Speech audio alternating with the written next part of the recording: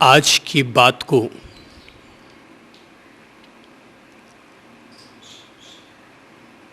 सरल तरीके से समझने के लिए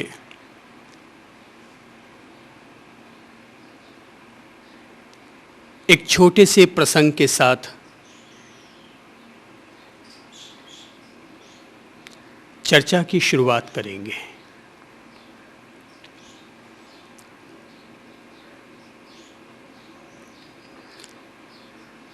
कहते हैं एक अधिसंपन्न व्यापारी था।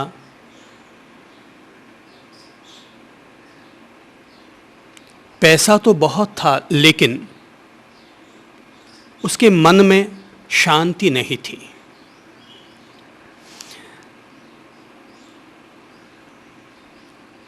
अपने अंतर्मन का समाधान प्राप्त करने के लिए व्यापारी एक संत के पास पहुंचा। संत उस समय अपना पावन प्रवचन दे रहे थे। व्यापारी ने उनका प्रवचन सुना। संत महात्मा ने इस बात पर जोर दिया था कि व्यक्ति को परमात्मा की तलाश करनी चाहिए। परमात्मा से ही इंसान को आत्मा की शांति प्राप्त होती है।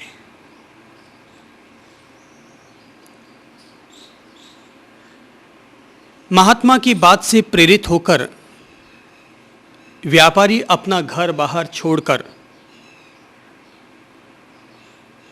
ईश्वर की तलाश में निकल पड़ा। वह अनेक मंदिर, मस्जिद, गुरुद्वारा, धार्मिक स्थलों पर गया। वर्षों तक घूमता रहा, लेकिन उसे परमात्मा की प्राप्ति न हो पाई। आखिर वह निराश हो गया। एक दिन ऐसे ही वह चलते चलते किसी गांव में पहुंचा तो उसने देखा कि वहां पर एक महात्मा अपना पवित्र उपदेश दे रहे हैं। तो उसे लगा कि आवाज़ कुछ जानी पहचानी सी है। थोड़ा और करीब गया तो पता चला ये तो वही संत हैं जिनकी प्रेरणा से उसने परमात्मा की तलाश प्रारंभ की थी। वह सीधा अपने गुरु के पांवों में जाकर गिर पड़ा और रोते हुए, सुबकते हुए अनुरोध करने लगा कि प्रभु, मैंने आपकी प्रेरणा से प्रेरित होकर के परमात्मा की तलाश प्रारंभ की, इतने सारे धार्मिक स्थलों की पवित्र यात्रा की, लेकिन मुझे कहीं भी अभी तक परमात्मा मिल नहीं पाए और इसी वजह से मेरे अंतर्मन का समाधान न हो पाया। आप मुझे बताएं कि अब मुझे क्या करना चाहिए। महात्मा हंसे और मुस्कुराते हुए कहने लगे, वत्स, मैंने तुम्हें ये तो निश्चित तौर पर अनुरोध किया था कि अंतर्मन का समाधान प्राप्त करने के लिए तुम्हें परमात्मा की तलाश करनी चाहिए, पर मैंने ये कब कहा कि परमात्मा को तुम्हें धार्मिक स्थलों पर जाकर, पूजा घरों में जाकर, कहीं अन्यत्र जाकर के तुम्हें तलाश करने की जरूरत है। वत्स, तुम वापस घर जाओ, क्योंकि परमात्मा कहीं बाहर नहीं, परमात्मा हम सब लोगों के दिलों में निवास करते हैं, हम सबके अंतर हृदय में वास करते हैं। इसलिए जाओ और अपने आप में ईश्वर की तलाश करो, वहीं से ही तुम्हें अंतर्मन का सारा समाधान उपलब्ध होगा।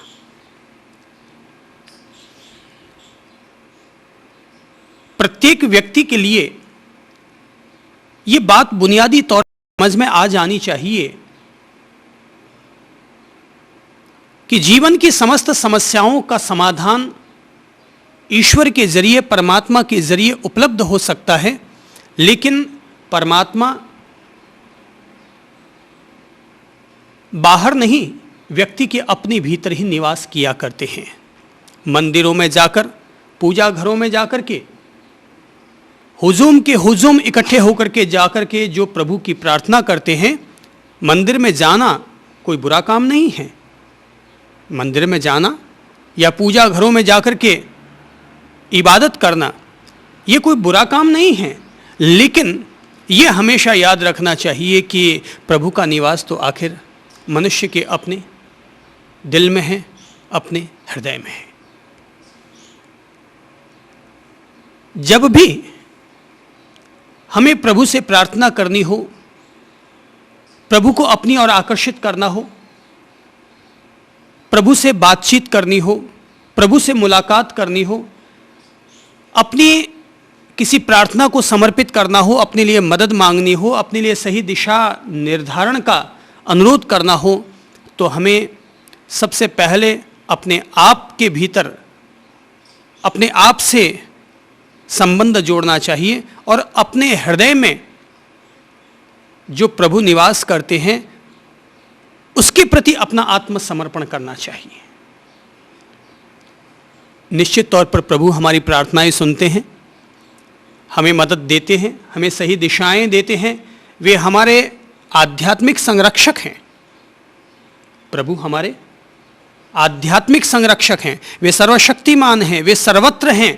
हम जहाँ भी जिस भी रूप में उनसे बातचीत करना चाहें हम कर सकते हैं, पर यह याद रखते हुए कि उसका निवास कहाँ है। अपन सब लोगों के दिलों में, हृदय में, अंतरात्मा में। जब किसी भी व्यक्ति को यह बुनियादी बात समझ में आ जाएगी कि प्रभु का निवास, आत्मा का निवास, अंतरात्मा का निवास स्वयं व्यक्ति के भीतर है, उसकी सत्ता का निवास उसके अपने भीतर है, तो जीवन का यह आध्यात्मिक बुनियादी रहस्य उसे उपलब्ध हो जाएगा कि तेरो तेरे पास है, अपने माही टटोल, राई घटे न तिल बढ़े, हरि बोलो हरि बोल। कि तेरो तेरे पास है, अपने माही टटोल। अगर तुम्हें देखना है तो अपने में देखो। औरों में देखा जाना चाहिए, मंदिर मस्जिद गुरुद्वारे में देखा जाना चाहिए, पर अपने में देखने के बाद। अगर अपने में देखे बगैर मंदिर में उसे ढूंढना चाहेंगे तो हमें मंदिर में केवल पत्थर की मूर्त नजर आएगी, पर अपने में ढूंढने के बाद अगर हम उसे देखेंगे तो केवल मंदिर में ही नहीं, जर्रे जर्रे में उसकी झांकी नजर आने लग जाएगी।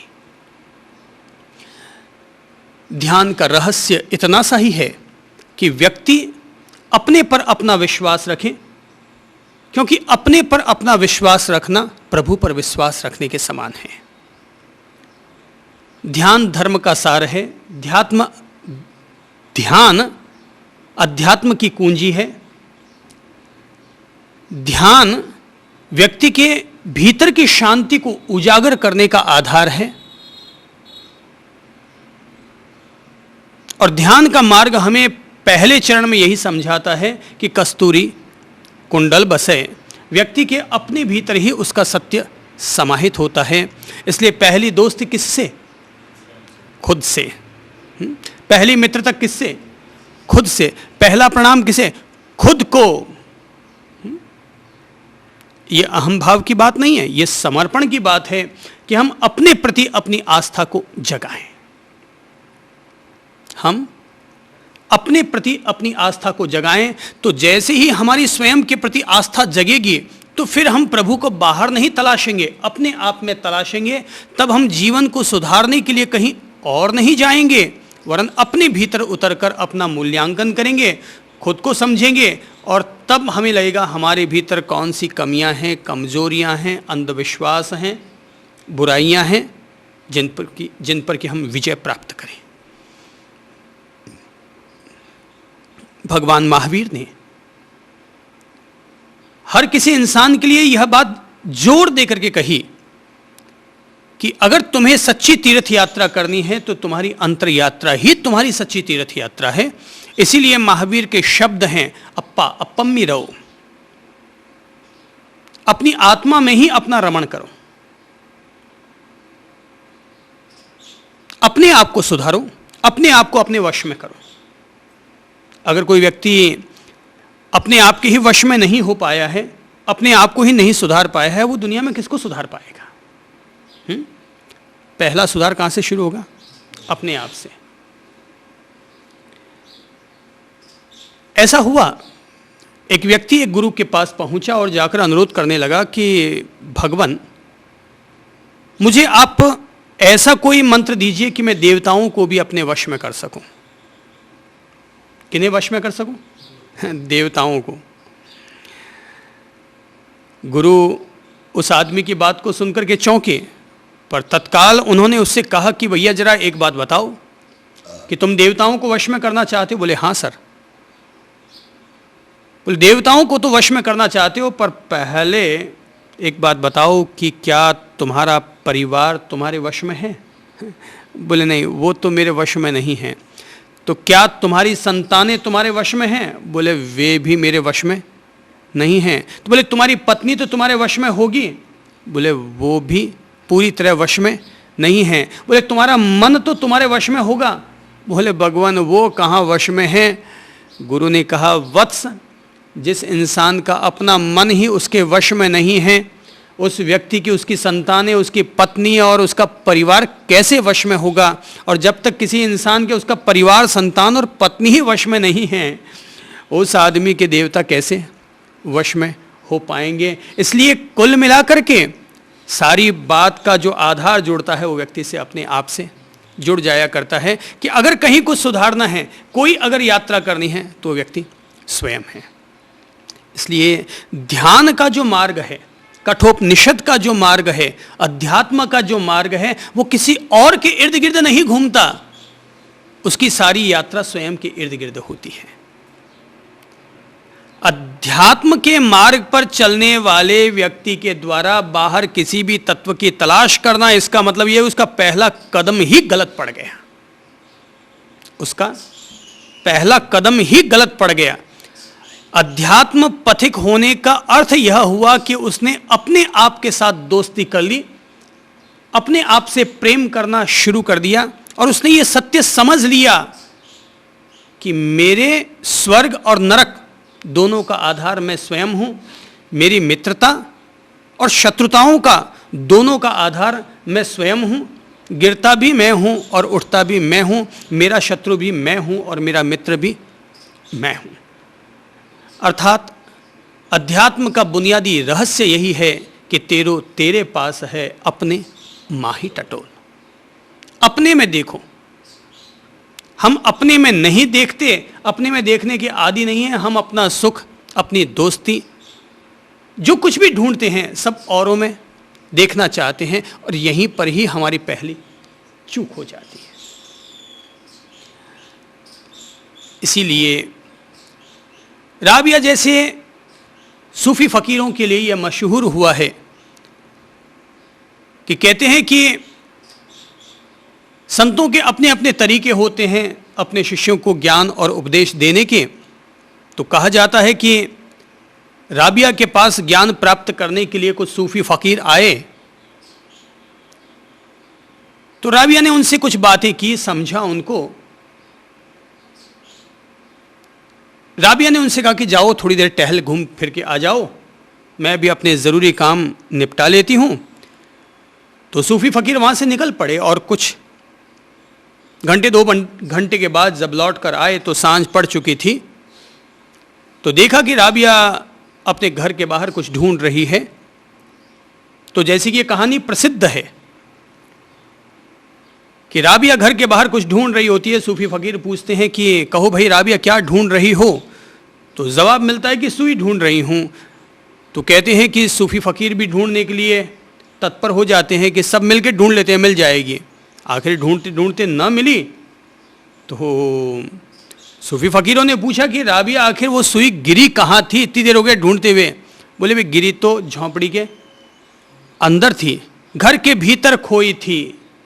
सूफी फकीर हंसे और हसीद वगैरह ने कहा वारी राबिया तुम आत्मज्ञानी कहलाती हो, और कितने बड़े ताज्जुब की बात है कि घर के भीतर खोई हुई सुई को तुम बाहर ढूंढ रही हो। राबिया ने कहा भाई इसलिए क्योंकि बाहर रोशनी है, तो मैंने सोचा बाहर मिल जाएगी आराम से।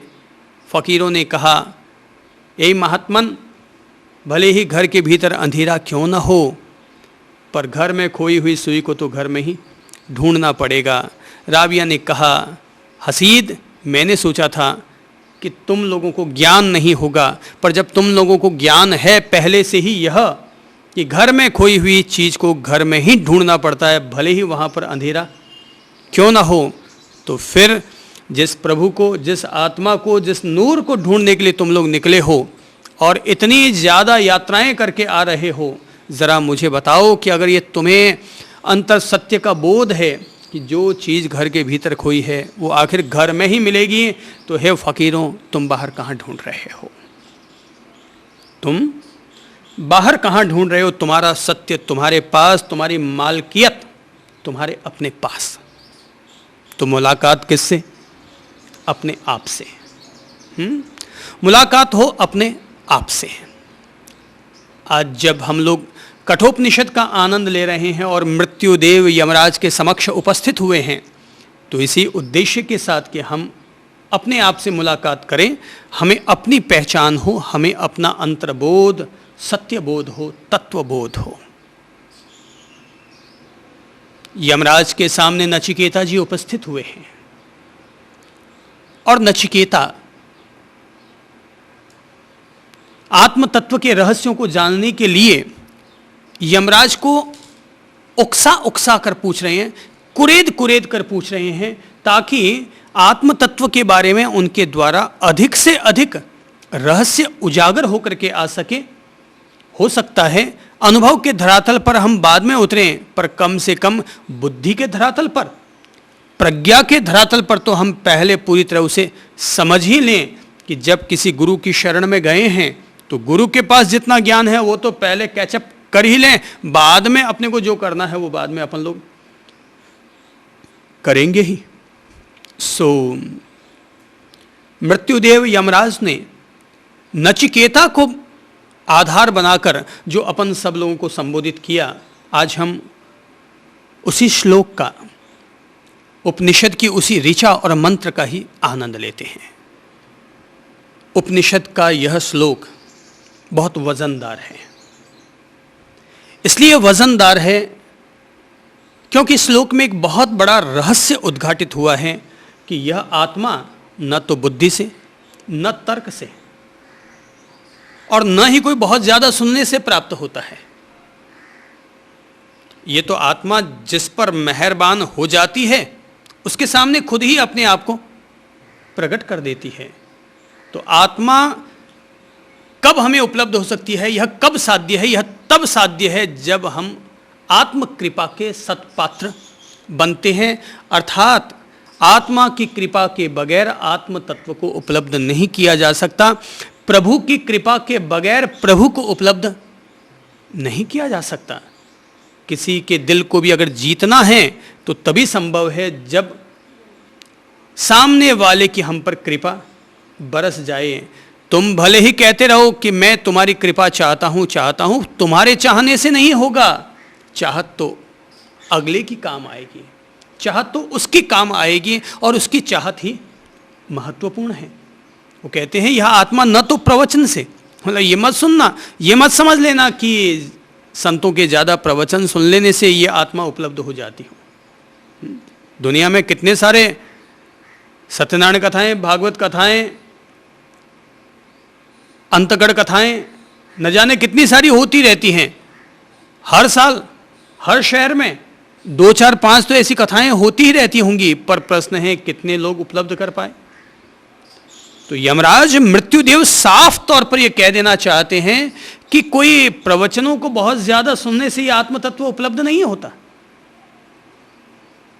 और न ही हम इसे कोरी बुद्धि के द्वारा अर्जित कर सकते हैं, न बहुत ज्यादा सुनने से यह प्राप्त हो सकती है। ये तो तभी प्रकट होती है जब स्वयं इसकी अपनी इच्छा हो, जब स्वयं इसकी अपनी इच्छा हो तभी ही यह आत्मा प्रकट होती है। देखो भाई, किसी भी व्यक्ति को आत्म तत्व कब उपलब्ध होगा? किसी भी व्यक्ति को आत्म तत्व की उपलब्धि कैसे होगी? क्योंकि पहली बात तो यह है कि हमारी आत्मा हमसे जुदा है नहीं। आत्मा यानी हम और हम यानी आत्मा। आत्मा यानी अपना, आत्मा यानी मैं, आत्मा यानी हम, आत्मा यानी आप और हम। आत्मा हमसे जुदा नहीं है और हम आत्मा से जुदा नहीं है। इंसान के जीवन में 2 या 3 मुख्य आधार हुए, शरीर, मन और आत्मा। तीन ही तो मुख्य आधार हुए। विचार और वाणी तो मन की उत्पत्ति है, मन की निष्पत्ति है, पर मुख्यतः शरीर, मन और आत्मा। तो शरीर वह जो कि भौतिक संरचना है, मन वह जो कि शरीर को चला रहा है, और आत्मा वह जो कि इस शरीर को जीवित रखने की ऊर्जा दे रहा है। तो आत्मा तो विशुद्ध रूप से एक ऊर्जा है। तो हमें भौतिक तौर पर या व्यवहारिक तौर पर शरीर का तो बहुत कुछ ज्ञान है, लेकिन आत्म तत्व के बारे में अपन सभी लोग थोड़ी बहुत जानकारी रखते हैं। या तो जिन लोगों को आत्मानुभूति के द्वार खुले हैं उनके सामने आत्म तत्व स्पष्ट है। अगर मैं कहूँ कि मैंने जिस रूप में आत्म तत्व को पहचाना है, आत्मानुभूति के जिन द्वारों से गुजरा हूँ, अगर व्यक्ति श्रद्धापूर्वक, आस्थापूर्वक उन्हीं द्वारों से और अधिक गुजरता चला जाए तो उसके सामने आत्म तत्व का प्रकाश और अधिक व्यापक होता चला जाता है। जैसे जैसे इंसान के स्तर साधना में बढ़ते चले जाते हैं, त्यों त्यों आत्मानुभूति के द्वार भी खुलते चले जाते हैं। प्रश्न है, जिस आत्म तत्व के बारे में यमराज अर्थात मृत्युदेव यह कहते हैं कि यह आत्मा प्रवचनों से, कथाओं से, बहुत ज़्यादा सुनने से प्राप्त नहीं हो सकती, तो आखिर वो कैसे प्राप्त होगी?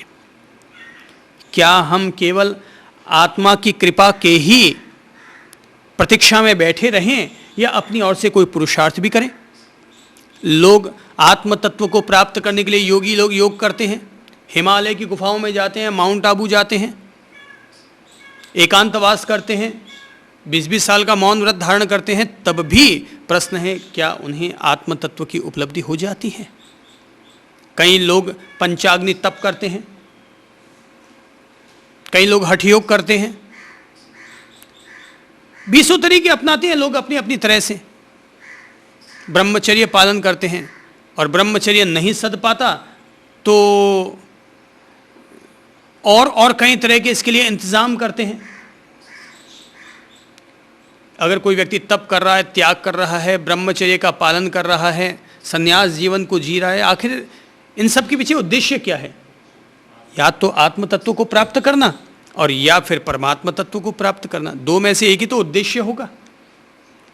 भीतर के सत्यों को पहचानना, यही तो उनका उद्देश्य होगा।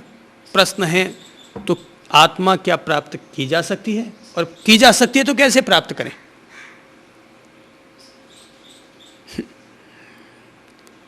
इसे आप यूं समझें,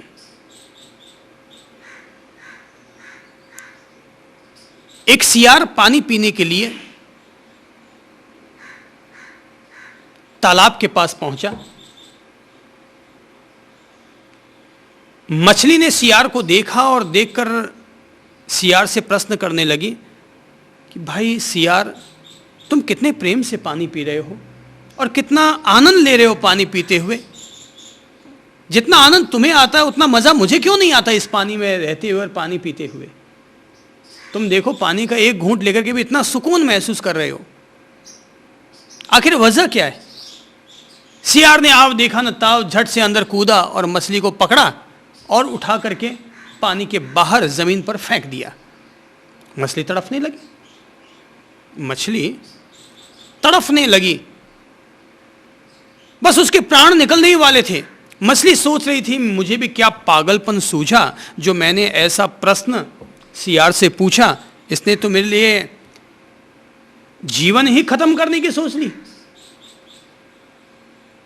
और जैसे उसके प्राण निकलने वाले थे कि वापस सियार उसकी तरफ लपका और मुंह में मछली उठा करके वापस पानी में फेंक दिया। वो पानी में गई तो जान में जान आई, चैन की सांस ली, 2 घूंट पानी पिए, और जब वो 2 घूंट पानी उसे पीने को मिले तब कहीं जाकर उसको शांति मिली। आज उसको पहली दफ़ा एहसास हुआ कि पानी पीने का क्या मज़ा होता है। तो बोले कि जब वापस उसके जान में जान आई तो मछली ने पूछा, ये कौन सी बदतमीजी हुई? बोले, बदतमीजी कैसी, मैं तो तुम्हें तुम्हारे सवाल का जवाब दे रहा था। बोले, कैसा सवाल और कैसा जवाब? बोले, तुम्ही ने तो पूछा था कि जो मज़ा तुम्हें आता है वो पानी पीने में मुझे मज़ा क्यों नहीं आता। तो भाई तुम्हें जब बाहर निकाला तो तुम्हें क्या महसूस हुई चीज? तो बोले पानी को पीने की या पानी को पाने की व्यग्रता महसूस हुई।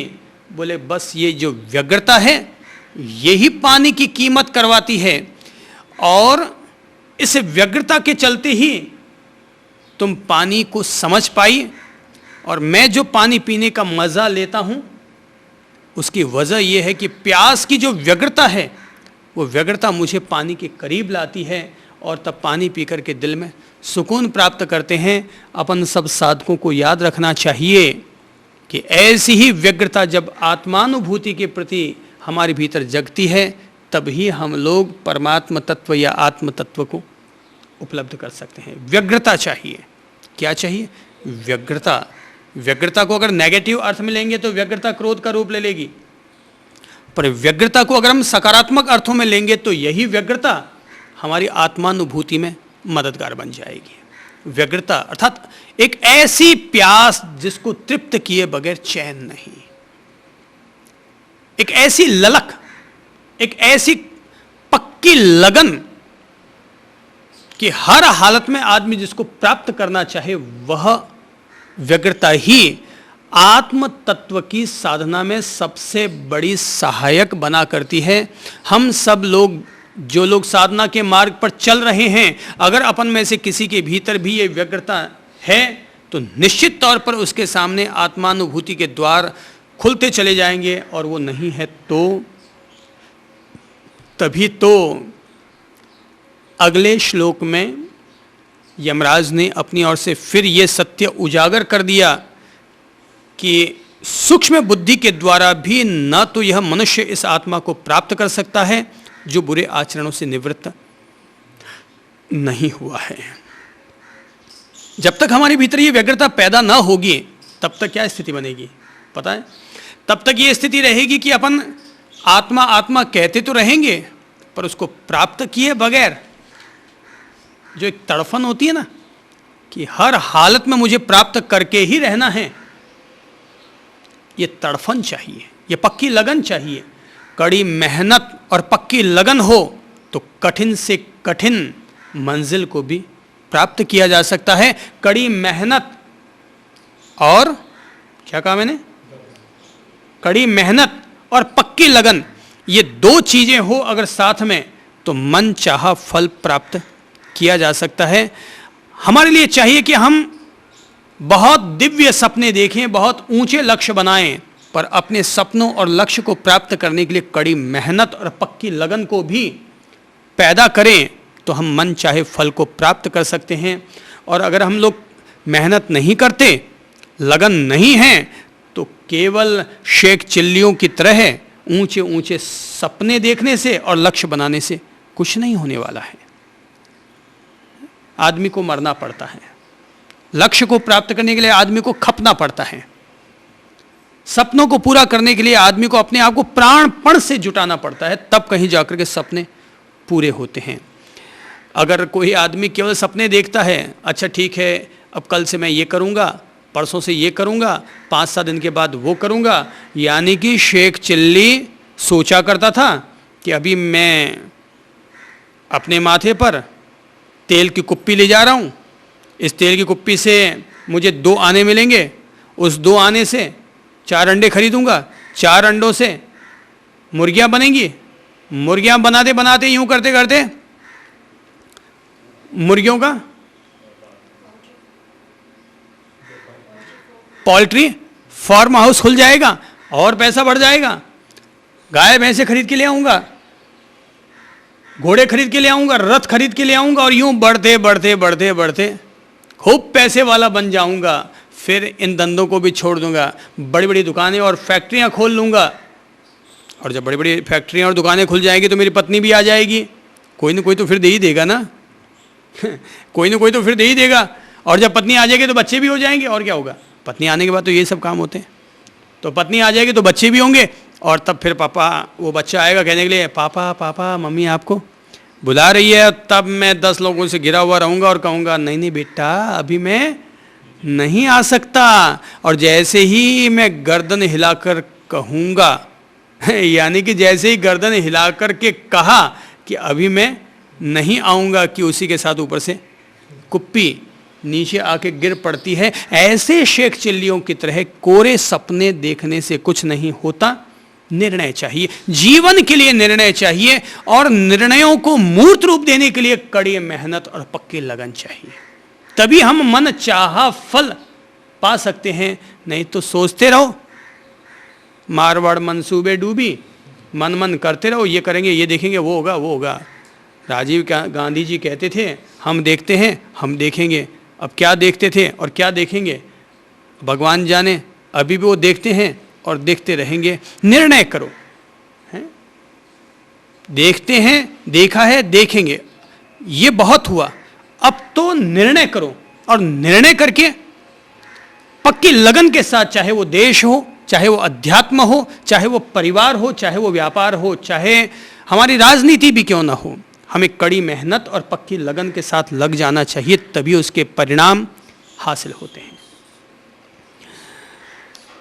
अध्यात्म जगत की जब बात कर रहे हैं तो यमराज मृत्युदेव ये सत्य स्थापित कर देना चाहते हैं कि महज उसे सूक्ष्म बुद्धि के द्वारा प्राप्त नहीं किया जा सकता अगर हम अपने आप को बुरे आचरण से अलग नहीं करते हैं। तो बुरा आचरण करने वाला व्यक्ति आत्म तत्व को प्राप्त नहीं कर सकता। देखो, एक रास्ता दे दिया है।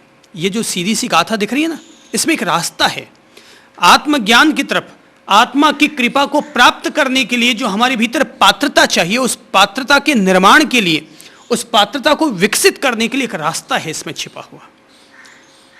पहला वो कहते हैं कौन कौन व्यक्ति है जो कि आत्म तत्व को उपलब्ध नहीं कर सकता। मृत्युदेव अपनी इस बात के जरिए ये सत्य स्थापित कर देना चाहते हैं कि वो कौन कौन लोग हैं जो कि आत्म तत्व को उपलब्ध नहीं कर सकते। तो नंबर 1, जो बुरे आचरण से निवृत्त नहीं हुआ है, अर्थात दुराचारी व्यक्ति आत्म तत्व की कृपा का पात्र नहीं बन सकता। कौन नहीं बन सकता? दुराचारी व्यक्ति आत्म तत्व की कृपा का या प्रभु की कृपा का पात्र नहीं बन सकता, नंबर 1। नंबर 2, वह व्यक्ति भी आत्म तत्व को प्राप्त नहीं कर सकता जो कि अशांत है। पहला कौन सा है? दुराचारी, दुष्चरित्रशील व्यक्ति आत्म तत्व को प्राप्त नहीं कर सकता। दूसरा, जो अशांत है, जो अशांत है। और तीसरा, जो मन और इंद्रियों से संयत नहीं है, अर्थात अपने आप में समाहित नहीं है, संयमी नहीं है। वापस दोहरा लीजिए। नंबर 1, जो दुराचारी है। नंबर 2, जो अशांत है। नंबर 3, जो संयमित नहीं है, जो मन और इंद्रियों से संयमित नहीं है। नंबर 4, जिसका मन स्थिर नहीं है, जिसका मन है जी, हाँ, अपन इसी को लेते हैं वापस। चौथा चरण है और वो है जिसका मन शांत नहीं है, स्थिर नहीं है।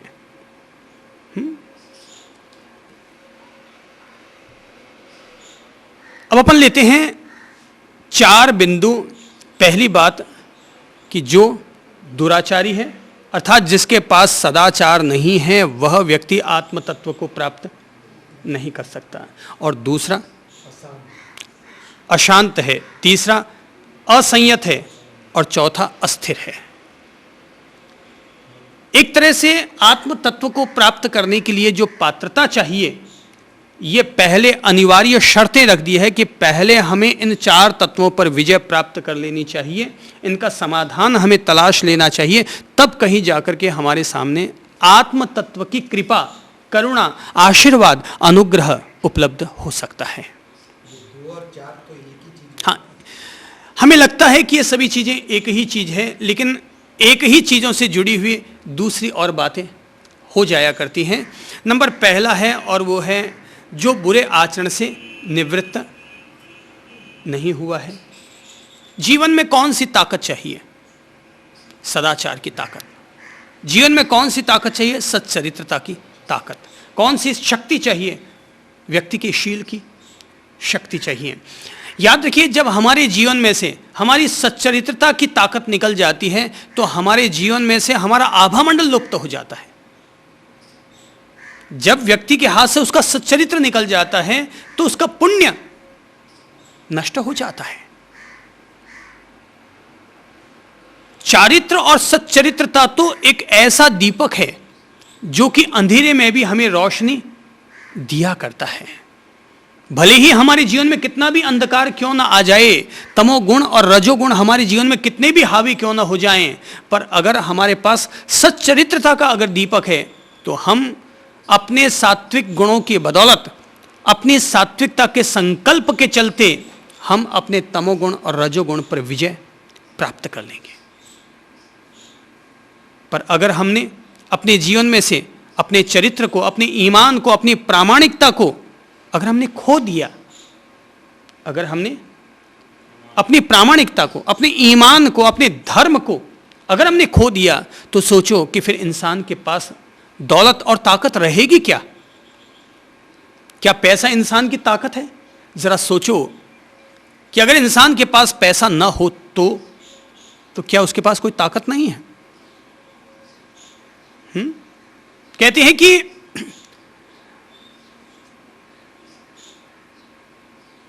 ताओ के पास चीन के एक महान सम्राट, संभवतः उनका नाम था चांग ली, ऐसा कुछ नाम रहा होगा। तो कहते हैं वो सम्राट उनके पास पहुंचा और उन्होंने जाकर के ताओ से पूछा कि कहो तुम्हारा परिचय क्या है? बोले मैं एक बादशाह हूं। ताओ ने कहा मैं एक सम्राट हूं। बोले भाई तुम कैसे सम्राट हो सकते हो? सम्राट तो मैं हूं।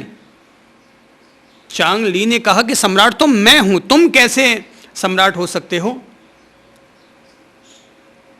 तो ताओ ने कहा कि भाई मैं इसलिए सम्राट हूं क्योंकि मुझे किसी सैनिक की जरूरत नहीं। मैं इसलिए सम्राट हूं क्योंकि मुझे किसी राजकोष की जरूरत नहीं। मैं इसलिए सम्राट हूं क्योंकि मैं अपने काम खुद करता हूं। मैं इसलिए सम्राट हूं क्योंकि मैं स्वावलंबी हूं।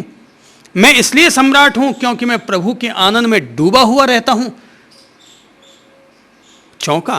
बोले साहब, सम्राट तो वो कहलाता है जिसके पास सेना हो, राजकोष हो, राजरानियां हो, राजमहल हो, पूरा नगर उसकी आज्ञा मानता हो, वह व्यक्ति सम्राट है। बोले तुम कैसे सम्राट हो जिसका मन अशांत है, जिसका जीवन दुराचार में प्रवृत्त है, जो भीतर से तनावग्रस्त है और पल पल में जिसका मन बदलता रहता है, उसे और दौलत और दौलत और दौलत चाहिए, वह व्यक्ति कैसे सम्राट होगा? सम्राट तो वो होगा जो संतुष्ट है, जो आनंदित है, जो संयमित है, जो शांत है, जो सौम्य है, वह व्यक्ति सम्राट कहलाएगा। अपनी अपनी परिभाषा है सम्राट होने की, पर एक बात तय है कि जो व्यक्ति दुराचार में प्रवृत्त रहेगा उस व्यक्ति के पास दौलत क्या होगी? वो कैसे अपने आप का सम्राट हो सकता है? क्या एक चोर अपने आप को सम्राट कह सकता है? एक संत तो अपनी फकीरी में अपने आप को सम्राट कह सकता है, पर एक चोर, एक दुराचारी, एक व्यभिचारी क्या अपने आप को सम्राट कह सकता है? मैंने कहानी सुनी है और कहानी का सार यह है कि एक राजपुरोहित थे जिनका नाम था देवमित्र। वे राजा ब्रह्मदत्त के यहाँ अपनी सेवाएं समर्पित करते थे। बहुत विद्वान व्यक्ति थे, उनका नाम पूरे नगर में सम्मान के साथ लिया जाता था। राजा भी बहुत सम्मान करता था। एक बार उनके मन में प्रश्न उठा कि राजसभा में मेरा जो सम्मान है वो मेरे ज्ञान की वजह से है या मेरे सदाचार की वजह से? उन्होंने चिंतन किया, मूल्यांकन करना चाहा, पर कोई निष्कर्ष पर न पहुंच पाए। तो उन्होंने सोचा कि अब कुछ न कुछ परीक्षा ली जाए। तो देवमित्र ने अगले दिन राजसभा से निकलते समय बीच में कोषाध्यक्ष मिला। तो कोषाध्यक्ष क्या करता था कि राजसभा में जो भी व्यक्ति अंदर आता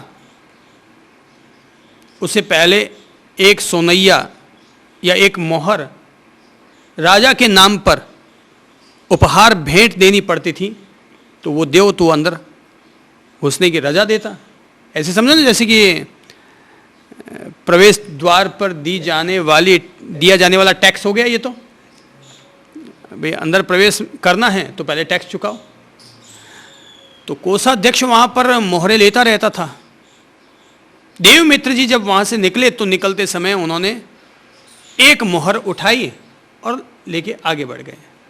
कोषाध्यक्ष ने सोचा कि यार आज तक कभी ऐसा हुआ नहीं, राजपुरोहित जी इतने त्यागी, सत्यपरायण, और आज एक मोहर ले गए, जरूर इसमें कोई ना कोई राज होगा, बिना वजह के वो यूं उठा करके मोहर नहीं ले जाने वाले हैं। तो कुछ नहीं बोला कि देखते हैं क्या वजह है।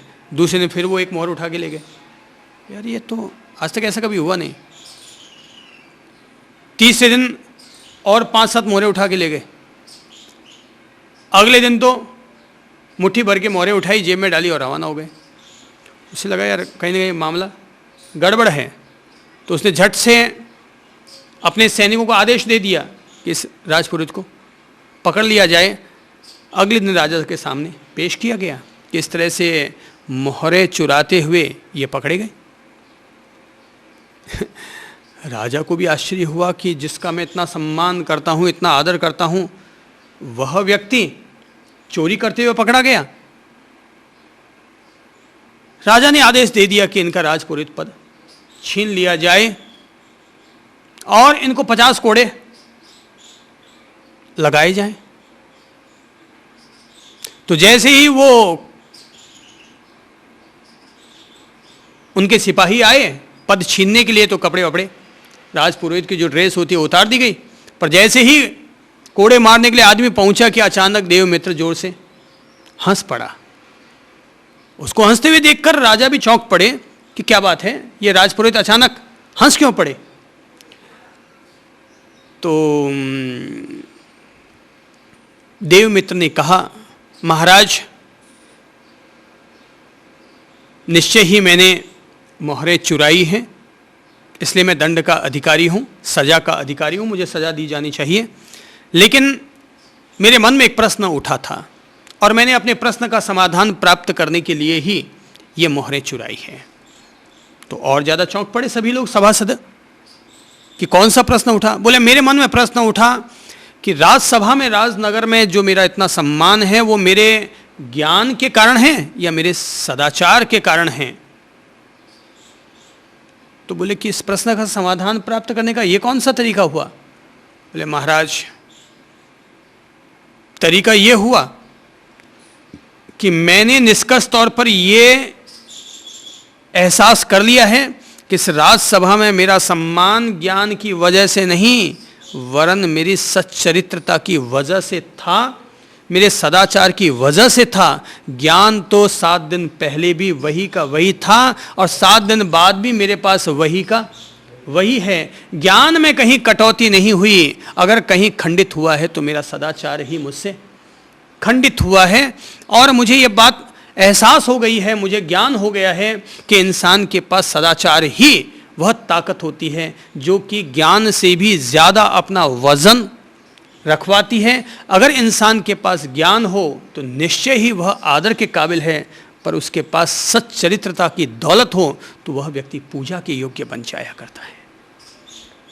अगर कोई व्यक्ति बुराइयों से निवृत्त नहीं हुआ है तो मृत्युदेव कहते हैं वह व्यक्ति किसी भी स्थिति में आत्म तत्व को प्राप्त करने का पात्र नहीं बन पाया है। अगर हम चाहते हैं कि आत्म तत्व की कृपा हम पर बरसे, उसका दिव्य प्रकाश हमारे सामने उजागर हो, तो अगर हमारे जीवन में किसी भी तरह की बुराइयां पलती हों, जहाँ तक मैं समझता हूँ अपन लोगों में से ऐसे कोई नहीं है कि जिस व्यक्ति के पास उसका ईमान न रखते हों, अपनी सच्चरित्रता न रखते हों, पर अगर किसी को लगता है कि हमारे पास किसी भी तरह की कमी है, तो मृत्युदेव तो साफ अपन सब लोगों को संकेत दे रहे हैं, पहले अपनी बुराइयों को छोड़ो, अपनी अपनी बुराइयों को छोड़ो। और बुराइयां जरूरी नहीं है कि अपन लोग कोई चोरी ही करें, कि भी चोर हों कि व्यभिचारी हों, ये सब कोई जरूरी नहीं है, क्योंकि अपन सब साधना मार्ग पर जीने वाले लोग हैं, इसलिए ऐसा तो करने का अपन सोच भी नहीं सकते हैं। पर गुस्सा करना भी एक बुराई है, घमंड पालना भी एक बुराई है, मन में सम्मान प्राप्त करने की तृष्णा रखना भी एक बुराई है, कि दुनिया में हमारा नाम, यश, प्रतिष्ठा ये सब फैले, स्थापित हो, ये भी एक बुराई है। अथवा अपने तन मन को सजाकर रखना, ये भी एक बुराई हो सकती है। खूब अपना श्रृंगार करते रहना, ये भी एक बुराई हो सकती है। अथवा अगर हमारा अपना कोई भाई है तो हम अपने भाई के साथ सही व्यवहार करने की बजाय उसको दुत्कारते हों, उसके धन को हड़प बैठे हों, तो इस तरह की कई बुराइयां हो सकती हैं जो हमें से किसी साधक भाई के जीवन से जुड़ी हुई हो सकती हो।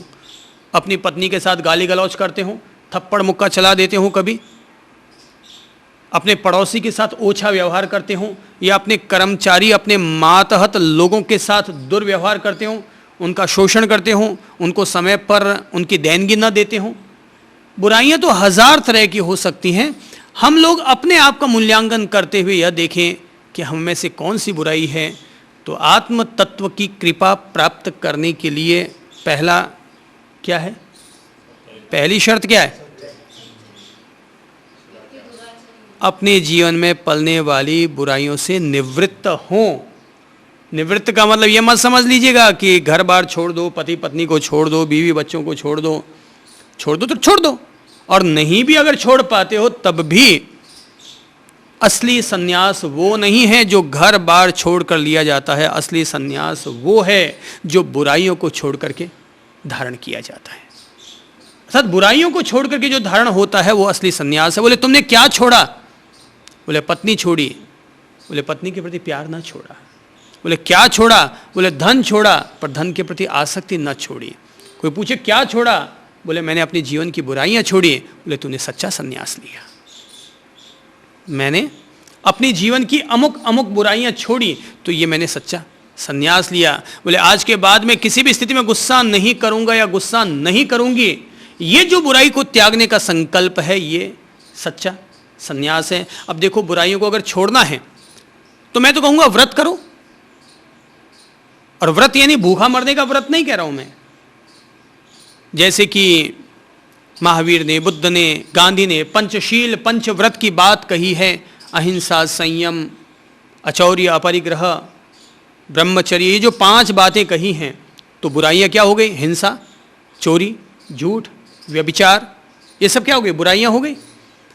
तो हमें इस तरह के प्रयोग करते रहने चाहिए कि जैसे अगर 5 हैं व्रत या 5 हैं बुराइयां तो हम एक सप्ताह में किसी भी स्थिति में उस बुराई को नहीं जिएंगे। हर सप्ताह जैसे चाहे जो स्थिति हो जाए, इस सप्ताह में जैसे कि 1 तारीख से 7 तारीख तक मैं किसी भी स्थिति में हिंसा नहीं करूंगा या नहीं करूंगी। अर्थात मैं मन से भी, वाणी से भी, काया से भी किसी भी प्रकार की हिंसा नहीं करूंगा। ये जो संकल्प है ये बुराइयों से मुक्त होने का संकल्प है, निवृत्ति, ये सच्चा संन्यास है। अथवा 7 तारीख से अब 14 तारीख तक मैं किसी भी स्थिति में झूठ नहीं बोलूंगा, चाहे घाटा हो चाहे मुनाफा हो, पर मैं किसी भी स्थिति में झूठ नहीं बोलूंगा। यह हो गया साप्ताहिक धर्म। अथवा 14 तारीख से 21 तारीख तक मैं किसी भी स्थिति में चोरी नहीं करूंगा, चाहे जो कुछ मुझे घाटा मुनाफा हो, पर मैं चोरी का पाप अपने पर नहीं लगने दूंगा।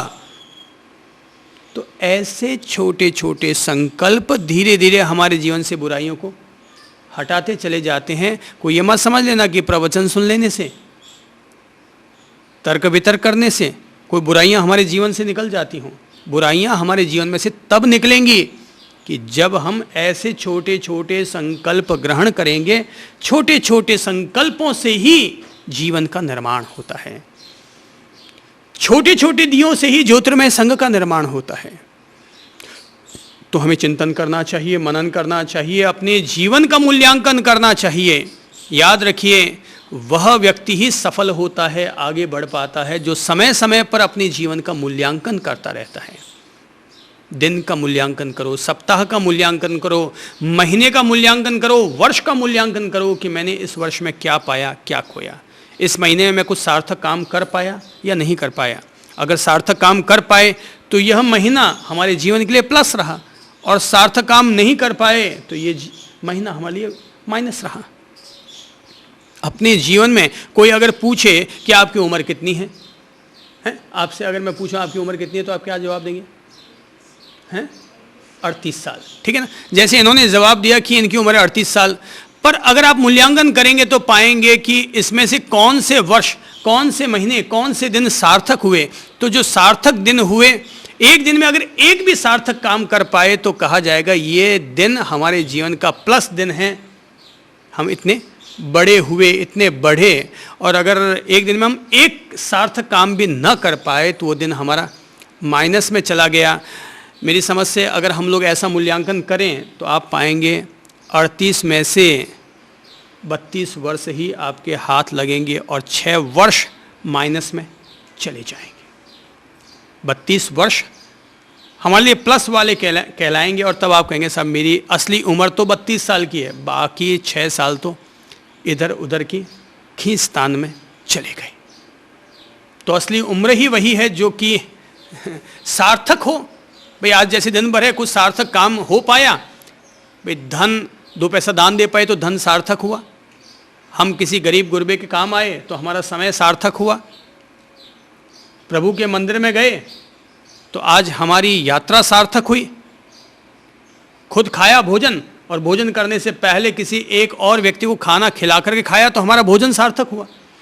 किसी न किसी रूप में हमने कोई न कोई पहलू को सार्थक किया तो वो पहलू हमारे जीवन के लिए प्लस हुआ, नहीं तो सब कुछ माइनस। सब कुछ हमारे लिए माइनस हो गया। तो पहली बात है और वो है बुरे आचरण से निवृत्ति, सदाचार की ओर प्रवृत्ति। दूसरा पहलू है वह व्यक्ति भी आत्मा की कृपा को प्राप्त नहीं कर सकता जो कि अशांत और असंयत है। क्या है? अशांत और असंयत है, अस्थिर है, चित्त जिसका एकाग्र नहीं है, भटका हुआ है, जिसका मन अशांत है, अर्थात जो तनावग्रस्त है, हर समय टेंशन में, चिंता में पड़ा हुआ रहता है, वह व्यक्ति आत्म तत्व को क्या समझेगा? आत्मा उसके प्रति अगर अपने आप को प्रकट कर भी दे तब भी वह आत्म तत्व का मूल्य ही नहीं समझ पाएगा, वो तो टेंशन में पड़ा है। जैसे कि कोई आदमी अगर फैक्ट्री में जिसके घाटा चल रहा है और भगवान प्रकट होते हैं तो भाई उसके सामने भगवान अगर प्रकट हो भी जाएंगे तो करेगा क्या? बोले भगवान मेरी फैक्ट्री चला दे। भगवान से मांगेगा क्या? अगर कोई प्रहलाद जैसे, ध्रुव जैसे, नचिकेता जैसे, अतिमुक्त जैसे लोगों के सामने अगर प्रभु प्रकट हो तो वो प्रभु से उनकी प्रभुता का आनंद लेना चाहेगा। और केवल स्वार्थ में पड़े हुए, तनावग्रस्त, चिंताग्रस्त, हीन भावना से ग्रस्त, लालसाओं में पड़े हुए व्यक्ति के द्वारा कुछ मांगा जाएगा तो हमेशा ऐसा वैसा ही मांगा जाएगा। तो इंसान अशांत है। अशांत क्यों है? क्योंकि बेशुमार लालसाएं हैं। अशांत क्यों हैं? क्योंकि चिंताएं हम पर हावी हैं। हम अशांत क्यों हैं? क्योंकि हीन भावना से ग्रस्त हैं कि मैं कुछ नहीं कर सकता। भाई ये कहना कोई उपलब्धि थोड़ी है कि मैं कुछ नहीं कर सकता। मैं इसे नहीं कर सकता, ये कहना कोई उपलब्धि नहीं है, वरन मैं इसे करके दिखा सकता हूं, मैं प्रयत्न कर सकता हूं, ये कहना शायद कोई उपलब्धि की बात हो सकती है। अशांति, असंयम, अस्थिरता, ये सब हमारे आत्मज्ञान के मार्ग के बाधक तत्व हैं, अवरोधक हैं। तो हमें किन किन को दूर करना चाहिए? दुराचार को, अशांति को, अर्थात अपने तनाव और चिंताओं को अपने जीवन से हटाना चाहिए। प्रभु की व्यवस्था में विश्वास रखना चाहिए कि प्रभु जो करता है उसमें हमारा कोई न कोई हित ज़रूर सधा हुआ होगा। वो हमें चेतावनियाँ भी देता है, अमुक काम करो, अमुक काम मत करो। तो जो करता है उसके पीछे हमें लगता है कि वो हमारे हित में नहीं है, पर हम नहीं समझ पा रहे, हमारी बुद्धि सीमित है। जैसे कि मान लीजिए कि एक आदमी को लगता है कि अमुक प्लॉट मुझे मिल रहा था, सस्ते में मिल रहा था, पर मैं नहीं खरीद पाया। हे भगवान, उस समय अगर गोटी फिट हो जाती तो बहुत अच्छा रहता। पर मेरे भाई याद रखो, अगर प्रभु ने उस समय प्लॉट नहीं खरीदवाया तो ज़रूर इसमें प्रभु की कोई न कोई व्यवस्था काम कर रही है। हम उसे अपनी छोटी बुद्धि होने के कारण समझ नहीं पा रहे हैं, पर उसके पीछे भगवान की कोई न कोई खास वजह अपना काम कर रही है। प्रभु हमारा अहित कभी नहीं करते, क्योंकि हम सब लोग प्रभु की संतानें हैं, और कोई भी माता पिता अपने संतानों का अहित नहीं करता। तो हर चीज के पीछे एक हित छिपा हुआ है। हो सकता है आज अगर हम उस जमीन को खरीदते, तो जमीन खरीदते तो क्या करते, उस पर मकान बनाते। एक आदमी ने जमीन खरीदी, उस पर मकान बनाया, मकान बनाया, पूरा मकान बन के तैयार हो गया, मगर गृह प्रवेश था, कार्यक्रम चल रहा था, और अचानक उसमें गैस की टंकी में आग लग गई, मकान विस्फोट होकर के नीचे गिर पड़ा, 14 आदमियों की लाशें निकल पड़ी। जरा बताओ कि भगवान ने अगर हमें प्लॉट नहीं दिलवाया तो ये हमारे हित में हुआ कि अहित में हुआ? हित में हुआ। कोई व्यक्ति अगर धैर्यपूर्वक समझे कि अगर भगवान ऐसा नहीं चाहता है तो हम फिर वैसा क्यों करना चाहें, उसके पीछे हम क्यों लगे। ठीक है प्रभु, हमारा कर्तव्य है हम प्रभु से अपनी भावनाएं व्यक्त कर दें, प्रभु मैं अपने लिए ऐसा चाहता हूं, आगे जैसी तुम्हारी मर्जी। रोज रोज घोड़ते मत रहो, ये भगवान तूने अभी तक नहीं दिया, अभी तक नहीं दिया। भगवान सर्वज्ञ है, बार बार उसको कहने की जरूरत नहीं है, एक बार कह दिया बस बात खत्म हो गई। अब ये उसका डिपार्टमेंट है कि वो कब हमारी भावनाओं को पूरा करे। ज़्यादा पीछे लग जाओगे तो कहेंगे जा भाई तेरी इतनी इच्छा है तो कर, फिर परिणाम भुगत लेना। भगवान किसी को बेटा नहीं दे रहा है तो कोई ना कोई इसके पीछे रीजन है। हो सकता है तुम्हारे ऐसा बेटा निकल जाए कि बुढ़ापे में वो तुम्हें सता सता के मारे, तो उससे तो अच्छा है कि भगवान ने तुम्हें संतान नहीं दी। कोई ना कोई भगवान तुम्हारा हित चाह रहा है। अगर तुम प्रभु से सच्चा प्रेम करते हो तो याद रखो प्रभु तुम्हारे अहित का कोई भी काम नहीं करेंगे। हम अपनी छोटी बुद्धि के चलते प्रभु की व्यवस्थाओं को नहीं समझ पाते हैं, ये हमारी कमजोरी हुई। पर प्रभु की व्यवस्थाएं अपना परफेक्ट काम करती है। धैर्य रखो। संकट की घड़ी में अगर हम धैर्य रखते हैं तो ये प्रभु पर विश्वास करने के समान है। क्या कहा मैंने? संकट की घड़ी में अगर हम धैर्य रखते हैं तो ये प्रभु पर विश्वास करने के समान है कि प्रभु तू जो कर रहा है तेरी एक व्यवस्था काम कर रही है।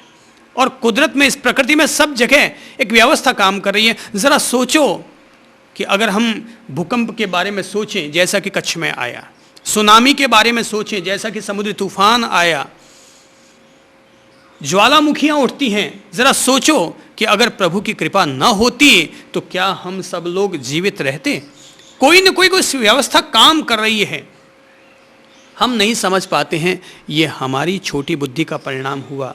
पर मैं तो ये बात आस्था के साथ, श्रद्धा के साथ कहूँगा कि मैं प्रभु के कार्य में कोई रुकावट नहीं डालता और स्वागत पूर्वक, आस्था पूर्वक, श्रद्धा पूर्वक प्रणाम करते हुए प्रभु की हर व्यवस्थाओं को स्वीकार करता हूँ। प्रभु तू ऐसा चाहता है, ठीक है। हम जैसे हम चाहते हैं कि हमारे कार्य में कोई बाधा न डाले, वैसे ही तुम्हारी संतान होने के नाते हमारा ये कर्तव्य बनता है कि तुम जो चाहते हो हम तुम्हारी रजा में राजी हो जाएं। तुम जो हमारे जीवन में चाहते हो हम उसमें मस्त हो जाएं। ठीक है प्रभु, ऐसा चाहते हैं आप, ठीक है, हम इसमें आनंदित हैं। उसकी रजा में राजी होकर देखो, फिर देखो वह हम पर अपना अनुग्रह बरसाता है या नहीं। अब होता यह है कि हम लोग तो प्रभु को अपना नौकर बना लेना चाहते हैं कि हम चाहते हैं ऐसा हो तो हो। हम ये नहीं चाहते कि प्रभु चाहते हैं कि ऐसा हो तो वैसा ही हो जाए। तो हम तो चाहते हैं कि भाई प्रभु मैंने तुमसे कहा ना यार, 3 बार कह दिया, अभी तक हमारा काम नहीं हुआ। हम प्रभु को अपना गुलाम बनाना चाहते हैं। ज़रा बताओ कि हम अपने पिता को अपना गुलाम बनाना चाहेंगे कि अपना संरक्षक? हैं संरक्षक, तो पिता को अपना संरक्षक बनाना चाहेंगे तो प्रभु भी तो हमारे जीवन के आध्यात्मिक संरक्षक हैं। तो उसकी रजा में राजी होना हम सीखें। ठीक है प्रभु, अगर आपकी इच्छा है कि मैं कैंसर से गुजरूं तो मैं इस व्याधि का भी आनंद लूँगा कि प्रभु मुझे ये देना चाहता है। ठीक है प्रभु, हम तेरी रजा में राजी रहेंगे। इसके पीछे कोई ना कोई रीजन है जो तू मुझे दे रहा है। हम ना समझे, ये हमारी कमजोरी। तो भगवान अथवा यमराज जी कहते हैं कि जो अशांत है, जो असंयमित है, जो अस्थिर है, कि जो टिक भी नहीं पाता। अरे मन टिकने की तो बात दूर की है, ध्यान में बैठो तो बैठक ही नहीं टिक पाती, तो उस आदमी का मन कहां से टिकेगा। तो ऐसे जो अस्थिर चित्त वाले जो लोग होते हैं कि कभी ये चाहिए कभी वो चाहिए, बच्चों की तरह, बंदर की तरह हमारा मन कहता रहता है कभी और थोड़ा खाऊं, थोड़ा और पीऊं, थोड़ा और मजे मारूं, थोड़ा एक फिल्म देखाऊं, थोड़ा वो कर लूं। ये जो हमारा मन विभिन्न प्रकार के राग द्वेष में, विभिन्न प्रकार की आसक्तियों में, मोह मायाओं में जो उलझा हुआ रहता है, वह व्यक्ति उस माया मुक्त परम तत्व के साथ, आत्म तत्व के साथ, परमात्मा तत्व के साथ साक्षात्कार कैसे कर पाएगा। तो इसलिए जरूरी है कि हमारे पास जो कुछ भी है, धन दौलत, जमीन जायदाद, वस्त्र, सामान, हम लोग इनके प्रति संयम भरा दृष्टिकोण रखें, क्योंकि ये सब चीज़ें हमें लगता है कि जीवन है, पर सच्चाई ये है कि ये जीवन के नाम पर हमारे करीब आने वाली साक्षात मृत्यु है। जीवन के नाम पर हमारे पास आने वाली ये सब चीज़ें साक्षात मृत्यु है और हमारे करीब आती चली जाती है। हमें आत्म तत्व से, परमात्मा तत्व से, उनके अनुग्रह से हमें बार बार वंचित करती रहती है और हमें नश्वर तत्व, अनित्य तत्व, उन्हीं में ही उलझाए रखती है। ये धन, जमीन, जायदाद, ये क्या है? ये सब नश्वर तत्व हैं। अपन लोगों को सबको पता है सब यहीं छोड़ के जाना है, मगर फिर भी सबको पता है सब यहीं छोड़ के जाना है, मगर फिर भी हर इंसान उन्हीं के पीछे पड़ा है और इकट्ठा कर रहा है और इकट्ठा कर रहा है। किसी को काश ये बोध हो जाए कि मुझे छोड़कर जाना है, तो आसक्ति टूट जाएगी। सामान का रहना न रहना महत्वपूर्ण नहीं है, उस सामान के प्रति रहने वाली आसक्ति का टूट जाना महत्वपूर्ण है। ठीक है तो भी ठीक है, नहीं है तो भी ठीक है। इसे अपन यूँ समझे। चलो एक अंत में एक छोटी सी कहानी कहता हूँ, और कहानी का सार ये है कि 3 लोगों के मन में एक बार प्रश्न उठता है कि मृत्यु क्या है, उससे साक्षात्कार किया जाए, मृत्यु का रहस्य समझा जाए। तो 3 लोग एक गुरु के पास पहुंचे और जाकर अपनी अरदास रखी कि साहब हम मृत्यु से मुलाकात करना चाहते हैं। गुरु ने कहा रहने दे भाई, उनसे न मिलना ही ठीक है। जिद पर अड़ गए, बोले साहब नहीं, मुझे तो मृत्यु चाहिए। बोले अच्छा ठीक है, तुम्हें मृत्यु के दर्शन करने हैं तो जाओ, सामने वो जो गुफा दिखाई दे रही ना, उसमें चले जाओ, वहां तुम्हें मृत्यु मिल जाएगी। आदमी 3 लोग रवाना हो गए। पहुंचे उस गुफा में तो देखा तो वहां तो कोई मृत्यु फृत्यु थी नहीं, वहां कोई मृत्यु फृत्यु थी नहीं। थोड़े आगे बढ़े तो देखा कि वहां पर सोने का एक बहुत बड़ा ढेर लगा हुआ है। तो उन्होंने कहा यार मृत्यु तो नहीं मिली, पर ये खजाना मिल गया। तो बोले एक काम करो, इतना सारा सामान है, इतना सारा सोने का खजाना है, अपन लोग कंधों पर उठाकर ले जा नहीं सकते, इसलिए तुम जाओ और अपनी बैलगाड़ी गांव से ले आओ, और भूख भी बहुत तेज लग रही है, थोड़ा खाना वाना भी साथ में लेते आना, सब अपन माल चढ़ाएंगे और ले जाएंगे। एक आदमी रवाना हो गया, 2 आदमी पीछे बच गए। एक आदमी रवाना हुआ बैलगाड़ी लेने के लिए, खाना लेकर आने लगा। इधर पीछे रहने वाले दोनों आदमियों ने सोचा कि यार अगर वो भी शामिल हो जाएगा तो हिस्सा उसको भी देना पड़ेगा। तो एक काम करते हैं, अपन दोनों आधा आधा हिस्सा कर लेते हैं, वो जैसे आएगा आते अपन उसको खत्म कर देते हैं, तो फिर 3 की बजाय माल 2 के बीच में बचेगा। आधा मेरा आधा तेरा।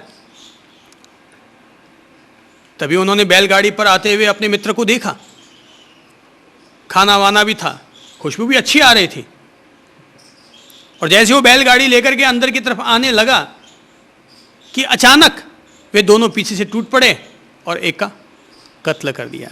मृत्यु से हो गया साक्षात्कार। कत्ल कर दिया और मृत्यु से क्या हो गया? साक्षात्कार। एक का तो काम तमाम। दोनों ने पूरा खजाना बैलगाड़ी पर उठा के रख दिया। आधा ही रखा होगा कि तभी भूख लगी, बोले भैया 5 मिनट ठहर जाओ, आधा आधा अपन बाद में ले लेंगे और खाना खा लेते हैं। बोले हाँ ठीक है। तो ये सोचकर जैसे ही एक व्यक्ति खाने की तरफ झुका कि दूसरे ने ऊपर से तलवार चला दिए, बोले इसका काम भी तमाम। अब पीछे एक बच गया, बड़ा खुश हुआ कि अरे वाह सारा खजाना मेरे हाथ लग गया। तो उसने सारा खजाना बैलगाड़ी पर चढ़ाया। अब बोले अब मस्ती से खाना खाता हूँ। और जैसे वो खाना खाने लगा कि खाने में जहर मिला हुआ था, उसका भी हो गया मृत्यु से साक्षात्कार। तीनों ही मौत के रास्ते पर निकल पड़े। सोना पीछे बच गया। हमें लगता है ये सोना, ये सोना, ये सोना, ये खजाना, ये अपन सब लोगों के जीवन का शोषण करते हैं। लोग सोचते हैं कि गरीबों का शोषण, रक्त शोषण, धन शोषण, मैं कहता हूँ ये जीवन का शोषण है, जो कि ये मोह माया के नाम पर, धन की आसक्तियों के नाम पर ये सब अपन लोगों को चूस रहे हैं। सुबह आदमी निकलता है 7 बजे 8 बजे घर से और रात को 10-11 बजे लौट करके आता है। शोषण ही तो चल रहा है। पैसा कमाने के चक्कर में मृत्यु लगातार हमारे करीब आती चली जा रही है। पता नहीं कब मृत्यु से साक्षात्कार हो जाए। इसलिए धन के पीछे पागल होने की बजाय संयम पूर्वक जीना ज़्यादा श्रेष्ठ है। अगर हम आत्म तत्व का अनुग्रह प्राप्त करना चाहते हैं तो बेहतर होगा दुराचार को अपने जीवन से निकालें और सदाचार को अपने जीवन से जोड़ें। सदाचार से भी ज़्यादा बेशकीमती हीरा है। अशांति और तनाव को हटाएं, अवसाद को हटाएं, शांति, आनंद, प्रसन्नता, प्रमोद भाव को अपने जीवन से जोड़ें।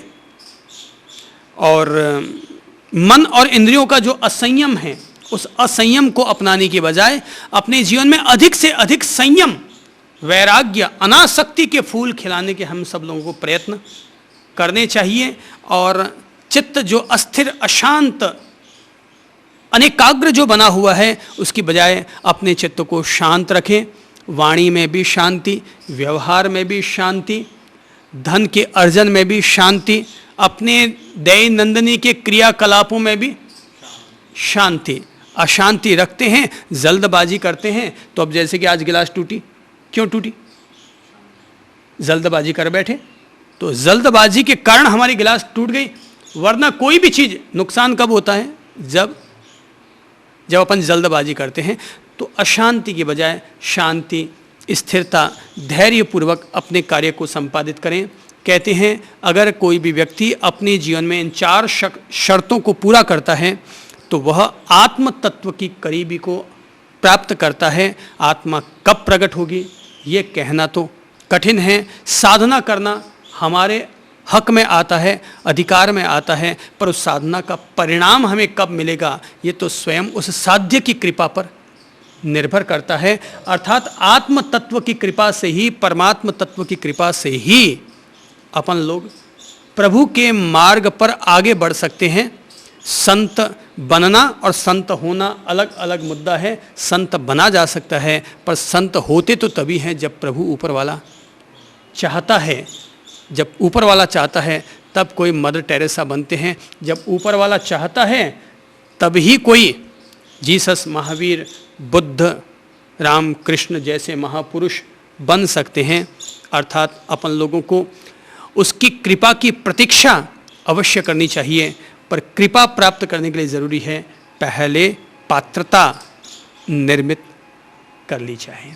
आज इतना ही प्रेम पूर्वक अनुरोध कर रहा हूँ। नमस्कार।